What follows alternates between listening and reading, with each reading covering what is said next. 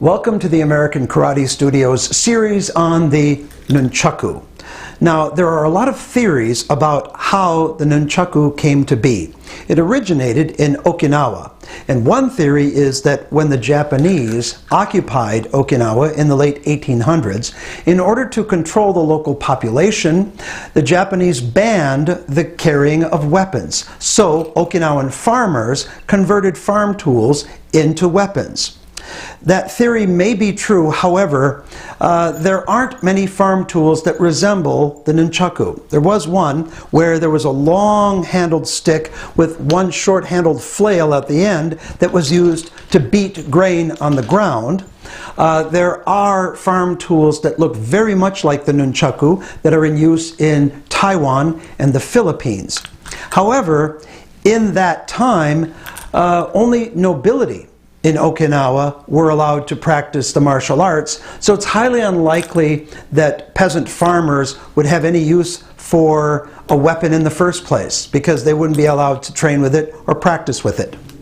Another theory is that in Okinawa at that time, night watchmen who would patrol villages would carry a device called a hyoshiki, which consisted of two sticks tied together with a rope or leather strap. And they would use these sticks as an alarm. If a fire broke out or there was an attack on the village, they would run through the village clapping the hyoshiki together. They were also used as a musical instrument for percussion. So there's a theory that they were converted to a weapon of defense and offense. Those are all theories. Obviously, nobody is around to tell us if either of those theories are true or not. So if anyone tells you they know where the nunchaku came from, they are quoting theory and not fact. The name nunchaku is often shortened to nunchucks or just chucks. It is not appropriate to call them numchucks. Ideally, when selecting the nunchaku, you should have a stick that is as close to the length of your forearm as you can get. As you can see here, mine are a little bit short of optimal, because the point of having this stick is to guard your entire forearm against an attack from a bow or a sword or other striking weapon. The chain or rope should be the same width as the back of your hand. This allows for ease of use in spinning and striking. The proper way to carry the nunchaku is with both sticks in one hand, carried vertically at your side. It is not appropriate to carry the nunchaku by the chain with both sticks dangling, or by one stick leaving the other stick dangling. And when holding the nunchaku, it is not appropriate to swing them around or make noise with them, because they are not a toy, they are a weapon. Imagine somebody with a firearm just waving it around. So the nunchaku should be carried with respect. Sometimes you'll see people carrying the nunchaku by sliding them into the belt.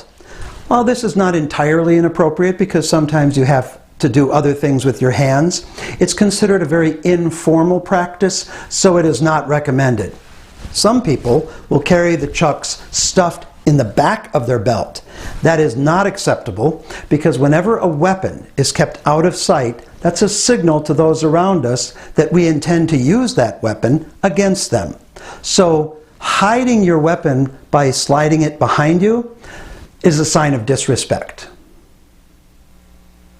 To bow with the nunchaku, at the beginning of a form, hold it in one hand at your right hand side at your thigh. There are three ready stances for the nunchaku. As with all martial arts, high, middle, and low. So, high ready stance, mid ready stance, low ready stance. We do not hold the nunchaku straight down, because you're not ready for anything with them just dangling down. There should always be a gap between your body and the weapon, whether it's low, middle, or high. And we also don't relax our arms or our latissimus dorsi, the lat muscles, when in ready stance. This is not ready, because my arms and my lats are all relaxed. There is connection between the arm muscles and the muscles at our side, whether high, middle, or low. There are two grips for holding the nunchaku, and which grip you choose depends on how you're going to use it. The most common is called the high grip, which is your hand right up close to the chain. This allows for speed and ease of spinning from one stick to the other. A less common use is the low grip. You rarely see this. However, this has an advantage for reach and also striking power, because the longer the use of each stick, the greater the torque that is being developed. Another benefit of the low grip is strength training. If you have a full weight set of chucks and you spin from a low grip, you will develop forearm strength and grip strength. Besides the high and low grip, there are two hand positions, in which you use depends on how you're going to use the weapon. The forward position allows for spinning and retrieving quickly. The reverse grip is used for blocking weapons and striking as a club. Now let's cover the most basic nunchaku technique, the forward strike. You begin with a chambered position. As you see here, my elbow is at right angles and my chucks are at right angles. Never allow the chuck to be gripped all the way back underneath the arm near the chain. This creates a floppy grip here, and also my arm is squeezed back, giving me less control of the weapon. Also, that pulls on my wrist and it takes away the integrity of your grip. So, right angle, right angle. The movement of the arm is the same as what's called the vertical strike or vertical fist, where it's straight out and straight back. Instead of the traditional power fist, straight out, straight back. So for the strike, straight out, straight back. The purpose of the forward strike is to hit your opponent center line, top of head. So if you have a mirror to train with, you look at your own head in your mirror and you look at the center line of your head and strike right down on the top of your skull. If you see students hitting downward or just straight out, this is incorrect. As in all martial arts, the use of the technique is important. The use of a forward strike is to hit the head. So if you're hitting straight down, you're really not hitting any viable target. Another mistake that's very common is to swoop your hand. By swooping it down and striking, you see how my wrist turns. That takes away the integrity of the grip. It also causes what we call the chicken wing, where the elbow flies out and then we try to grip back by catching the chuck. If you see this, either in yourself or your students, you have to correct this by telling them straight out, straight back, elbow at your side. Most often people do the chicken wing because they're afraid that the chuck is going to hit them in the elbow. This is pretty rare because in order to hit yourself in your own elbow, you would have to be twisting the chuck pretty hard. If you keep your arm straight and you strike straight out and straight back, the chuck will slide between your body and your arm neatly and cleanly. Because as in all martial arts techniques, the most efficient use of energy is important, and any added movement by sweeping the wrist or lifting the elbow is wasted movement. Also, you lose control. And if there's one thing that's difficult about the nunchaku, it's keeping control of a flailing weapon. And this is a lack of control. Straight out.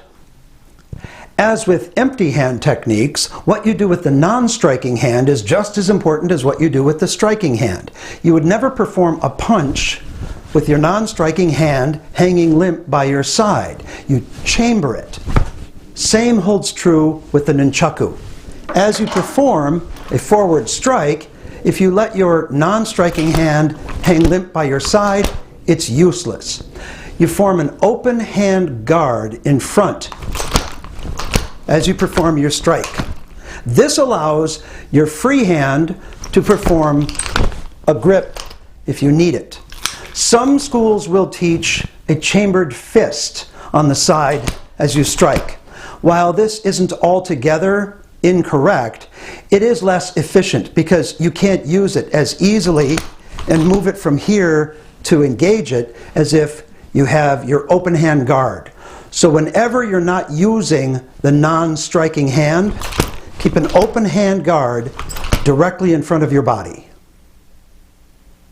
To bow out of a training exercise using the nunchaku carries the same symbolism as bowing out of any martial arts exercise. When we bow out, we are signaling to those around us that we are no longer a threat. You will see some Asian martial arts forms that end with the hands open and up before they go down and bow. This symbolizes, I have no weapon, I pose no threat. Other forms will end in a classic ready stance, which means I'm prepared to defend myself, but I pose no threat. The same holds true of the nunchaku. When we are done with a form, the proper way to bow out is to bring our feet together at the same time as the two sticks of the nunchaku.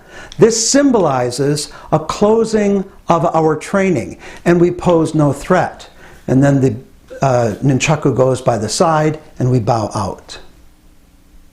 That's it for the first in our series about the nunchaku. I'll see you on the training floor.